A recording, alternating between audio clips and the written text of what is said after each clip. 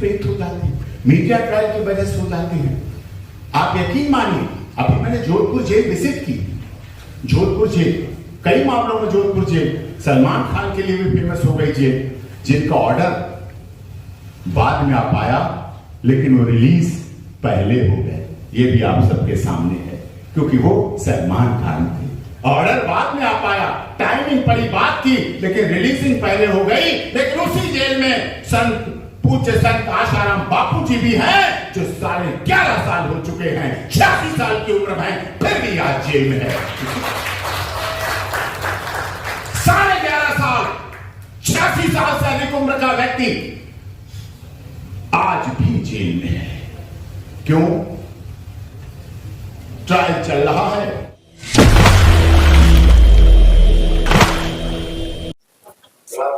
न्यायाधीश माननीय ढींगरा जी, विशाल खन्ना जी, सुरेश शर्मा जी और अन्य उपस्थित देवी और सज्जनों, और काले कोट में जो छात्र बैठे हैं, या तो वो वकील हैं या कानून के छात्र हैं, उन सबको मैं तहे दिल से आभार व्यक्त करता हूँ कि आप लोग आज यहाँ आए और मुझे आप लोग के रूबरू होकर कुछ बातें कहने का मौका दिया। अश्विनी उपाध्याय जी से मेरा काफी लंबा ताल्लुक है, और उन्होंने मुझे विशाल खन्ना जी से मिलवाया और कहा कि वो कोई कार्यक्रम कर रहे हैं, हो सके तो आप उनसे मिलिए। खन्ना जी मेरे पास आए, उन्होंने स्वराज मेरा अधिकार के बारे में बताया, और आज की जो कार्यक्रम थी उसकी रूपरेखा मुझे कई पॉइंट लिख के किया और बताया।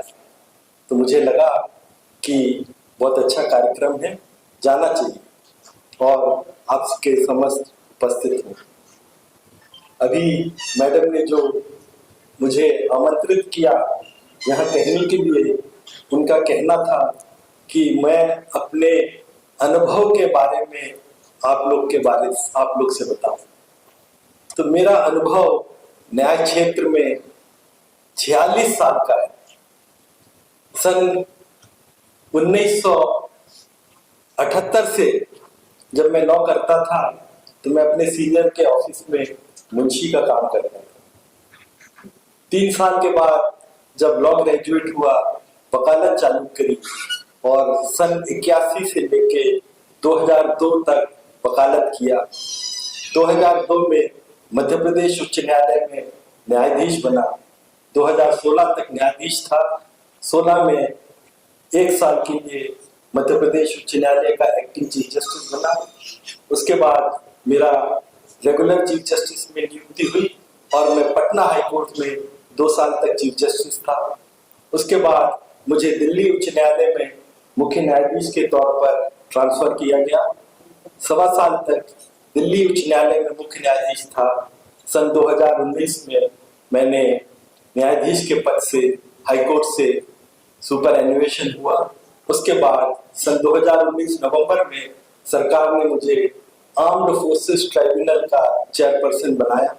आर्म्ड फोर्सेस ट्राइब्यूनल वो ट्राइब्यूनल है जहां पे आर्मी, नेवी और एयरफोर्स के जो ऑफिसर्स और जवान हैं, उनके सर्विस डिस्प्यूट्स होते हैं, और कोर्ट मार्शल में जो पनिशमेंट होता है उसकी अपील होती है।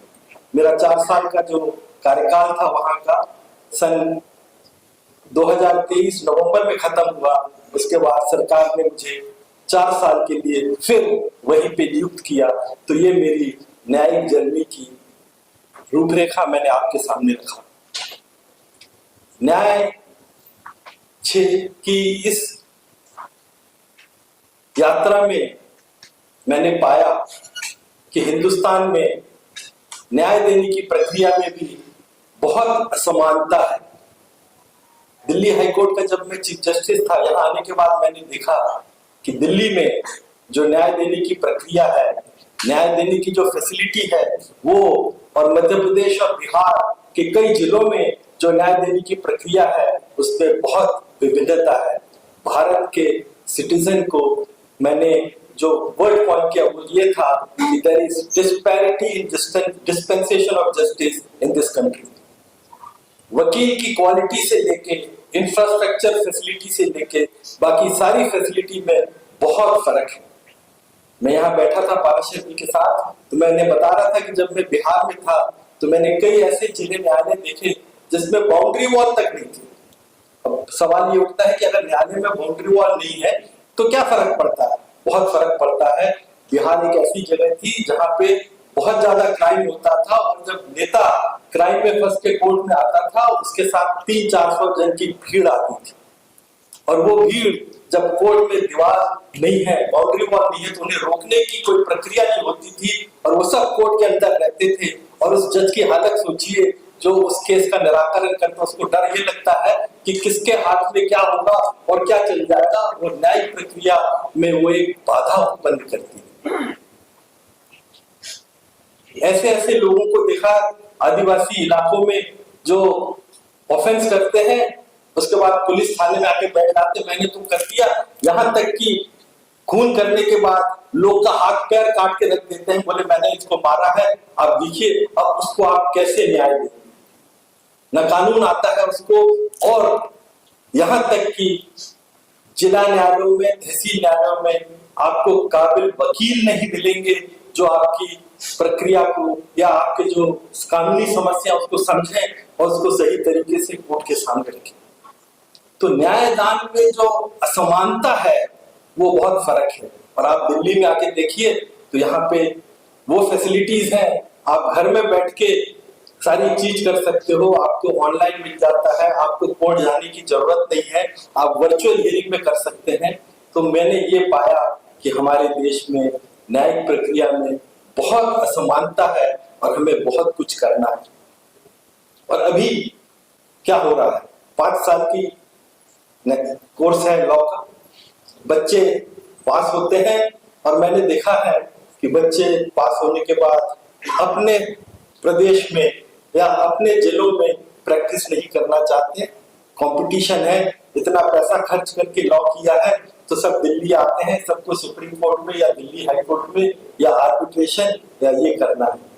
तहसील लेवल पे न्याय देने वाले ना तो वकील मिलते हैं, ना अच्छे अनुभवी व्यक्ति मिलते हैं जो न्याय दे सके।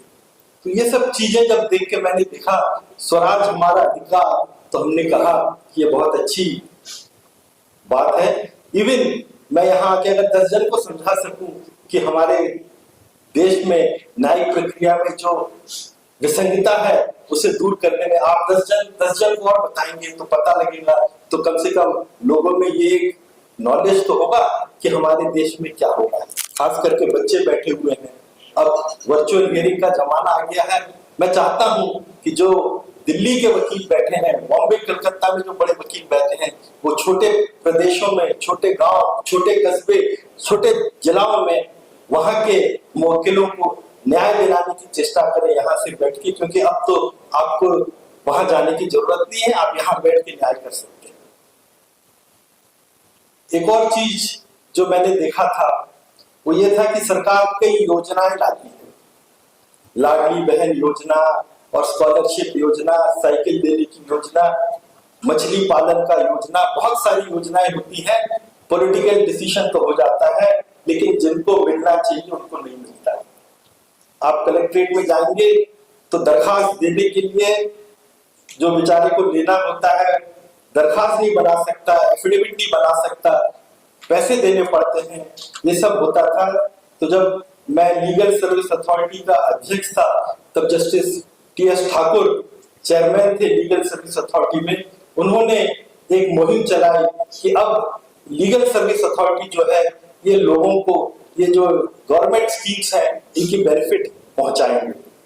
तो as a chairman of legal service authority मैंने ये मुहिम चालू किया, और हर शनिवार और इतवार को एक गांव या एक इंटीरियर जिले में जाता था और वहां पे लोगों को ये स्कीम की बेनिफिट देता था। कैसे करते थे, हमारे लीगल सर्विस अथॉरिटी में पैरा लीगल वॉलंटियर्स होते थे जो रिटायर्ड टीचर हैं, रिटायर्ड गवर्नमेंट एम्प्लॉइज हैं, जो कि गांव में रहते हैं, उनको हम ट्रेन करते हैं, उनको पंचायत में भेजते हैं, और पंचायत के थ्रू वो हर घर में जाके पता करते हैं कि घर में कौन कौन रहते हैं, क्या क्या सदस्य हैं और इनको कौन सी स्कीम की बेनिफिट मिल सकती है।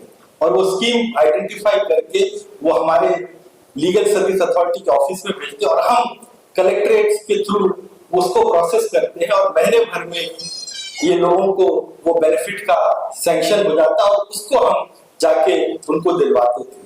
तो जब मैं ये करने लगा तो पत्रकार मुझसे पूछते थे कि आप तो न्यायाधीश हैं, आपको तो कोर्ट में बैठ के न्याय करना चाहिए, ये सरकार का काम आप क्यों कर रहे हैं?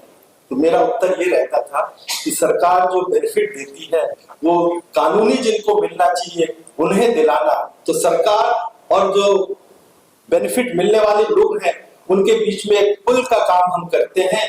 और लोगों को ये लगता है कि कोर्ट में बैठ के केस का निराकरण करना ही न्याय है। नहीं, जस्टिस का मतलब ये होता है कि किसी को कोई अधिकार मिलना है वो उसको दिलाना जस्टिस होता है।